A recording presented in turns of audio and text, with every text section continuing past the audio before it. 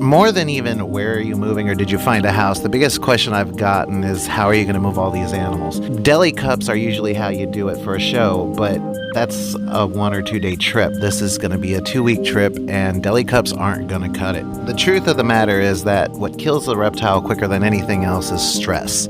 Putting them in a super tight deli cup with paper towels, it's not going to do too well for them. We need to make them feel like they're kind of at least in their element. For anything even mildly humid, I'm using Lagarde's soil. The reason I'm using this is because it is amazing. This is not a plug. It really is. The problem is most people don't know how to use it. You have to pack it hard. Pack it very, very hard. I have built caves and tunnels with just this. If you pack it really hard, apply water, and then dig. It's amazing. But in this case, it's not about tunnels. It's about keeping anything from shifting. I'm going through this trouble because A, they're going to be in this for quite a while, and B, let's be real. When I get to the new place, I'm not going to be able to unpack and set up tanks for all of them all over again in a day. And the reality is, in this kind of container, their biggest enemy is going to be cleanliness. Yeah, gotta keep them clean. That's really why small enclosures are really bad to keep your animals in. For every successful reptile breeding project, there's a dummy like me in the background cleaning up the poop. The other reason I really like this soil is it's very, very variable. It can be dry, it can be wet, you do what you want with it. In this case, I need some humidity because I'm putting a Saracenorum in there. But like I said, once this stuff's put in right, it's like magic. It won't fall, it doesn't shift easy, it's just strong. I do need to say, for something short like a 1-day trip, I would recommend paper towels and a deli cup. Also, this is not how you keep your reptiles. This is 100% for transport. For the short term, plants will actually suffice as a humidity hide. Because this is a Saracenorum going in here, and I've had plenty of babies, I can tell you, my babies have lived in these things just fine. But if you're taking care of them, this is not going to last long because they're going to grow quickly. And there you have it.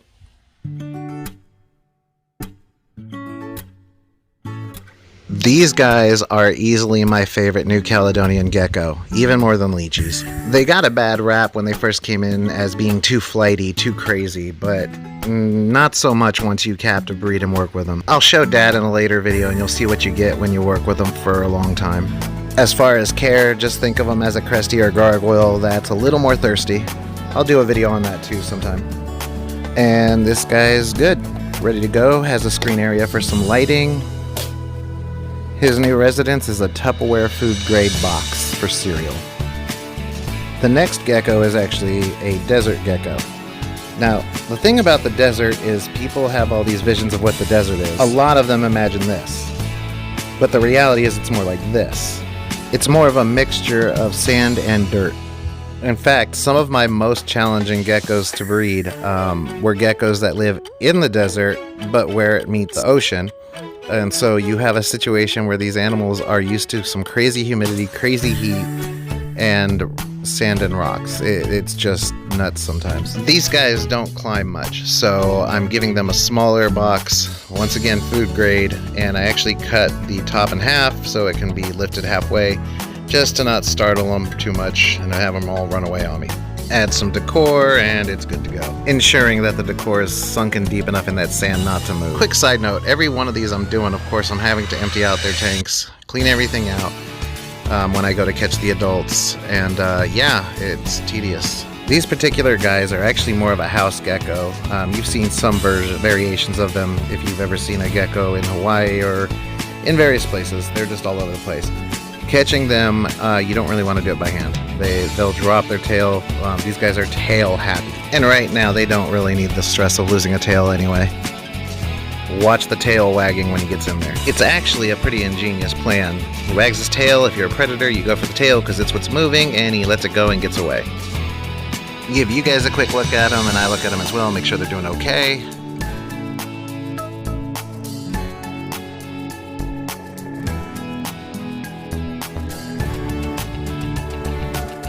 And release them into their little transport container.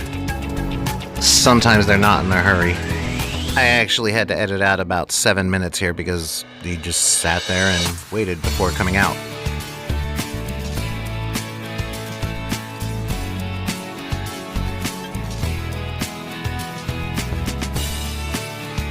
The mate, on the other hand, had a little bit more attitude and definitely more tail swagger. Check them out. This is why I don't hand grab these guys. They can drop their tail like nothing, and we don't want that. Some of you guys were actually in my live when I got this guy. This is my homie, and how can you not love that face? A little blurry, it'll get clear in a moment, but just my chill little alligator lizard. They're not as bad as people make them out to be once you've actually worked with them.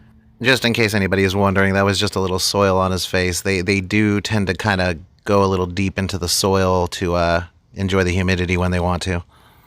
Really quickly, I want to make it clear, I do not like these critter keepers for keeping anything. It's only for transport.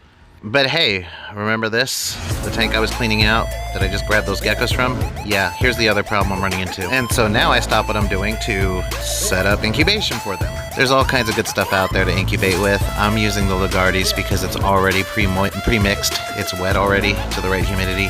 So I'm in a hurry. I literally take the little cups they use to eat from, push them down so that they're low enough to get humidity from the media. In this case, these geckos don't need to be buried in humidity. So I literally take one of those cups and I fill it up with the clean area of the same stuff that they were laid in. Then I grab a Sharpie. Now here's something kind of funny because a lot of people think you're doing this for a reason you're not. I put a little dot at the very top of each egg. However, a lot of people think it's because if an egg rolls, it's doomed. The truth is, I've had plenty of eggs roll. I've had eggs I accidentally threw in the garbage, and they hatched just fine. It is, however, much easier on them to have them in the same position they were laid. And that's it. I'll go into this in more detail sometime. But first, let me show you a quick clip of Misty driving me crazy. These are the evil tricks that women do to us guys, right here. You see what she's doing? She's munching on chips. You know what she keeps doing to me? Sticking a chip in her mouth right after she asks the question and then acting like I'm not talking loud enough because she's crunching in her ear. I can't hear you. Jerk. I love that woman. Anyways, where were we? Okay, yes, having problems with babies. Speaking of babies, I go to get my night lizard mom, and what do I get? Yep. I thought I had cleared these guys out a long time ago, but there was a baby hanging out in mom's hide all this time. These guys are amazing. They are parthenogenic, meaning they don't need to breed, and they give live birth. You just come to your tank one day and there's babies. Awesome little lizards. I'm pulling mom and putting her in her own travel case because honestly, I've had kids and y'all need a break.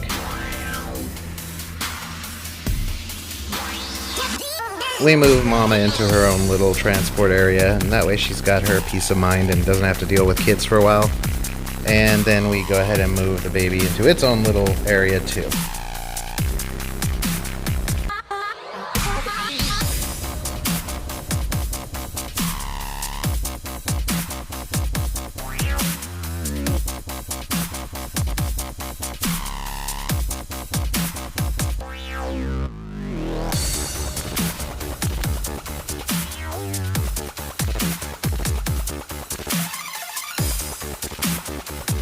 Speaking of babies, we're not done finding stuff yet.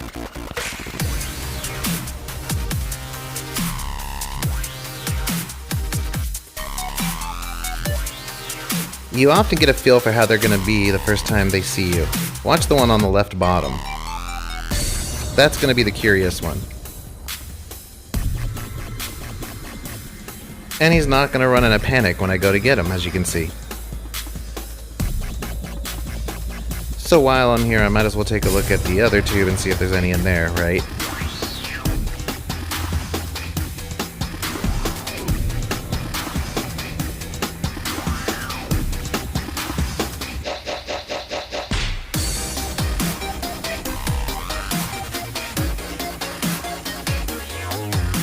Yep. This is another gecko that gets a bad rap, but this is for a different reason. Skunk geckos, also known as white line geckos, they come in wild caught 90% of the time because they're cheap. but wild caught ones are flighty. They're just crazy. But when you get yourself a captive bred baby, as you can see, they're relatively calm. They just chill, and I love their eyes.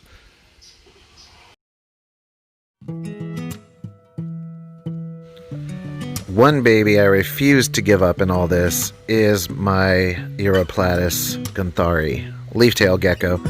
I love these guys. I can't say enough about them. But you do always want to be careful with them. They're more delicate than a lot of geckos. So I didn't just grab this guy. I let him kind of do it on his own.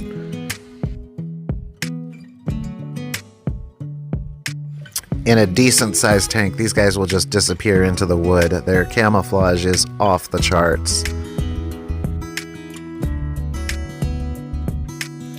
I took the leaves from his original tank just to kind of help him smell and feel comfortable when he's in there.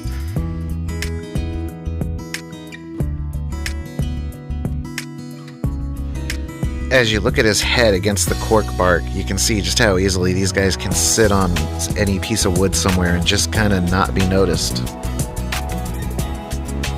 And that's a small taste of what my days have been like, non-stop. Just every tank, grab a gecko, throw it into a setup, and so as you can see, I've been kind of busy. I've got a ton of video, but not enough time to put it all in.